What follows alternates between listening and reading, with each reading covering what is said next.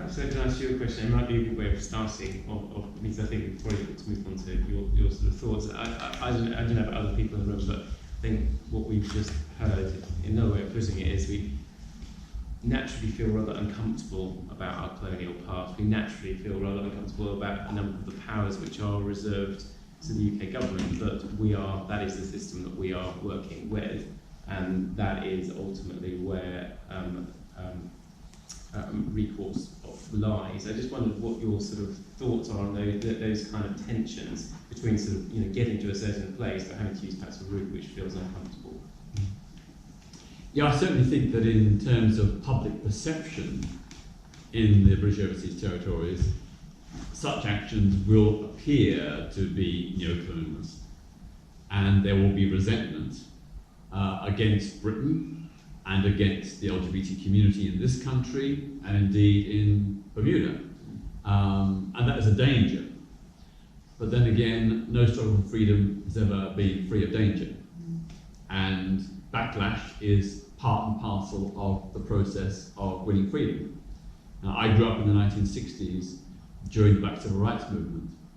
And although it's now sort of given a somewhat saccharine aura of respectability and a rather generous interpretation of how wonderful law was, we should never forget that the Black Civil Rights Movement actually incited a massive backlash which led to the increase in lynchings and murders of African Americans.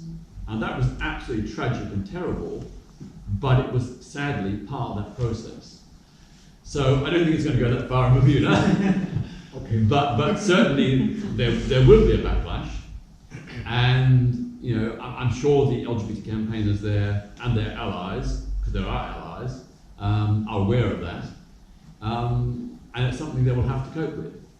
But at the end of the day, with all these struggles, legal change is necessary, but also we have to have a cultural and attitudinal change as well, and the two need to go hand in hand to have real lasting effect.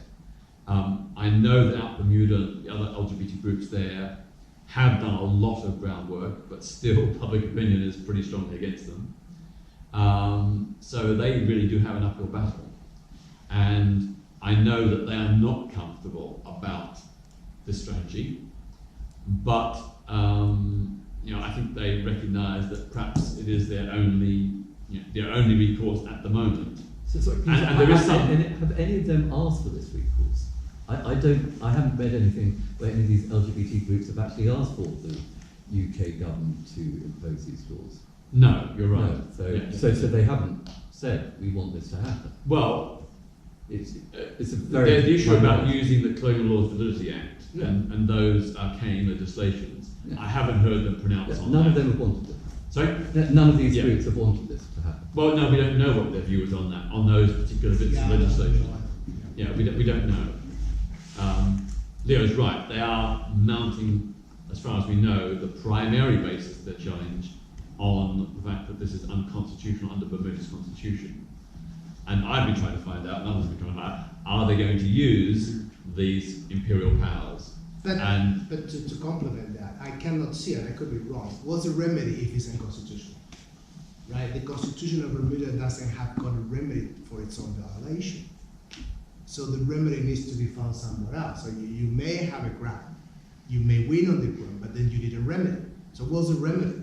And the remedy, sadly, the only one I can see, I could be totally wrong, and probably the lawyers in Bermuda are looking at all the remedies, but the only remedy I can see available to them is the one on the top of the pyramid, the 1865 Basic Declaration. So that puts people in Bermuda and other British overseas territories in a really difficult position, because they want change, but as far as we know, they're not comfortable about using these old imperial laws. So they have a dilemma. Do they just go with the Bermuda Constitution and possibly win, but it gets ignored? Or do they just say, well, we're not going to use the colonial era laws, we'll just have to wait another 10, 15, 20, 30 years? That's a real moral dilemma. How do you balance those different... Do we say that the colonial era legislation is so abhorrent that it trumps the human rights of LGBT people? That's a big, big tall order. I would say that human rights come first. That human rights are paramount over all else.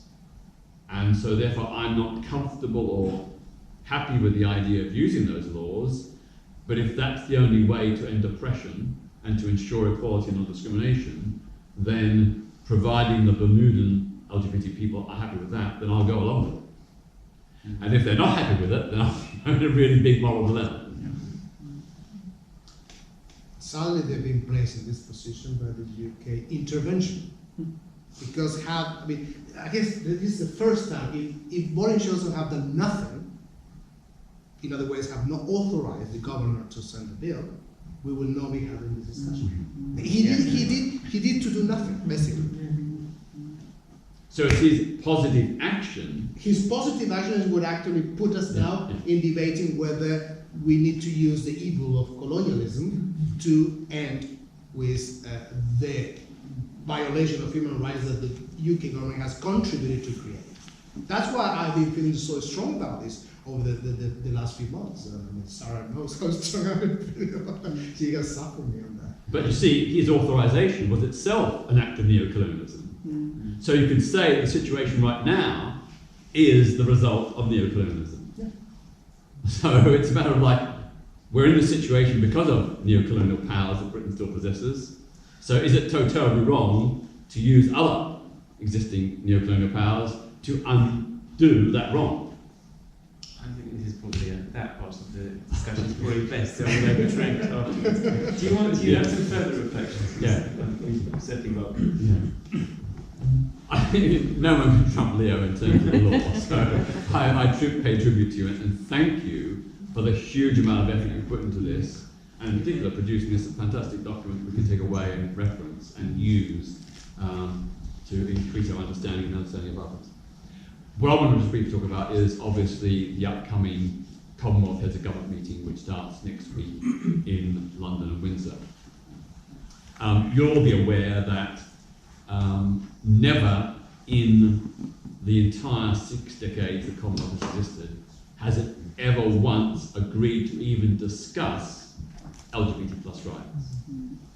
And we've had it confirmed that this time, yet again, the Commonwealth is saying LGBT rights is not on the agenda, we're not discussing it, end of story. It's utterly shameful. I've been looking at the Commonwealth feed on Twitter, Facebook, the website for months. They discuss every issue under the sun except the mass persecution of LGBT plus people in the Commonwealth. We've got 100 to 200 million LGBT people in Commonwealth countries living under mostly colonial era laws, here we go again, imposed by Britain during the 19th century, which make same-sex relations a criminal offence. 9 of those countries have life imprisonment, and in parts of 2, Pakistan and Nigeria, LGBT people can face the death penalty. This is unconscionable and in complete violation of the Commonwealth Charter, which guarantees human rights for all its citizens.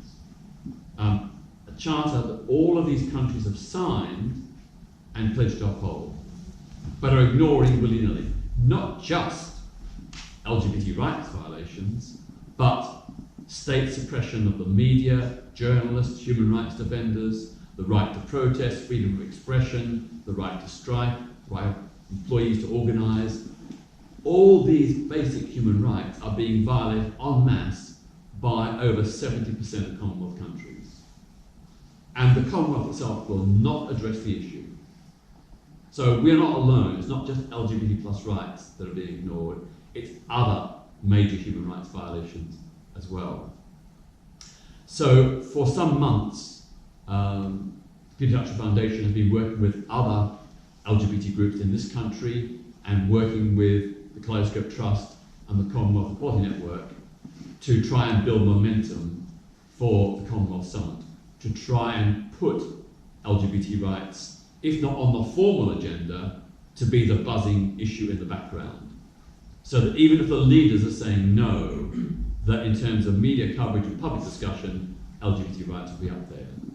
So some people know that we organised with Edwin Assange of the African LGBT group a petition calling on the Commonwealth leaders to put LGBT rights on the agenda, and with 4 key demands: the decriminalisation of same-sex relations, legislation to protect people against discrimination based on sexual orientation and gender identity, the enforcement of existing hate crime laws and laws against violence and incitement to murder to protect LGBT plus communities, and very importantly, government consultation with their local national LGBT organisations. As of today, we have over 104,000 people who signed that petition, and tomorrow it will be presented to the Commonwealth Secretariat at Marlborough House. We did ask that we present it to the Commonwealth Secretary General, Baroness Scotland, but she has pleaded that she's too busy. So we're being fobbed off with the Assistant Secretary General. No disrespect to him, a very nice man in many ways, but I find it really offensive that the Secretary General of the Commonwealth really can't spare 15 minutes to receive this petition, which is going to be delivered by a 6-person delegation of people from different Commonwealth heritage: Sri Lanka, Uganda, Mauritius, Australia, UK, and so on. We're going to present it. I think it ought to have an impact, because as far as I know, the Commonwealth has never had such a petition presented to it of such size, ever. And then, of course, next week, during the summit itself, during the middle of the summit, on the 19th of July, we're organising a vigil outside the Commonwealth Secretariat at Marlborough House in Pall Mall from 1 to 2 p.m, to which you are all invited. We're also hopeful. What did I say? July. I am tired. 19th of April. Thursday the 19th of April. We're hoping to have quite a lot of the delegates from the Commonwealth Equality Network, I think 45 of which are coming to London for the summit. So if you can please join us, and also tell your friends. We want a big turnout, a big noisy turnout, to sing and shout and protest visibly and loudly that LGBT plus rights cannot and should not be ignored. Now, of course, there is, during the summit, parallel forums, one of which is the Commonwealth People's Forum, where a number of, well, quite a large number of LGBT organisations will be in attendance. I'll be going as well, representing the Tatchell Foundation. But I feel very, very, very ambiguous about the People's Forums, because even an insider in the Commonwealth has said, these are our way of getting NGOs to let off steam. They have no impact, no power, they can make recommendations, but they're usually just put to one side, the leaders ignore it. You know, as far as I know, every single previous set of recommendations by the People's Forum has, with 1 or 2 exceptions, been shelved and ignored by the Commonwealth leaders. So I think it is a big mistake to see an LGBT presence at these forums as a victory. It is better than in the past, because LGBT organisations were allowed to attend decades ago, or even just, I think, 10 years ago, I think the first time LGBT organisations were allowed. But I don't think we should hold much hope, because they are basically talking shops. The idea is that these NGOs come, they let off steam, and they go away. They don't put the heat on the Commonwealth leaders, and that's where the heat needs to be put. We need to hold the feet of the Commonwealth leaders to the fire on LGBT issues and other human rights abuses. And, you know, the forums don't really do that. But they are a way of, I think the one thing I would say about the forums that has worked is that, you know, 5 or 10 years ago, the LGBT presence at these forums was opposed even by other NGOs. And LGBT groups got a very rough ride at some of the early People's Forums. Now that's changed. The last one in Malta actually had a declaration supporting LGBT rights. That, I think, was the first or maybe the second time. So we had quite a battle with other NGOs to get them accepted LGBT plus rights are human rights. So that is where we are. you know, as I say, it is appalling that yet again they won't even discuss. You know, we're not obviously we want them to decriminalise and to have this legislation to protect against discrimination and hate crime, to consult with local, national LGBT groups, but the fact they won't even discuss the issue is so profoundly offensive. And we are not getting support from the Foreign and Commonwealth Office. We're not. They are shelving it. There's supposed to be a report which was due to be published on the 16th of April about best practice on LGBT rights. The latest word is that this has now been delayed and possibly even shelved.